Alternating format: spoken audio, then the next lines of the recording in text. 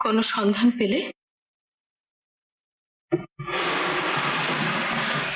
সত্যি কোথা দিয়ে কি যে হয়ে গেল। আমার ভাগ্যটাই এরকম, শুধু সমস্যা আর সমস্যা, কোনো সমাধানই নেই।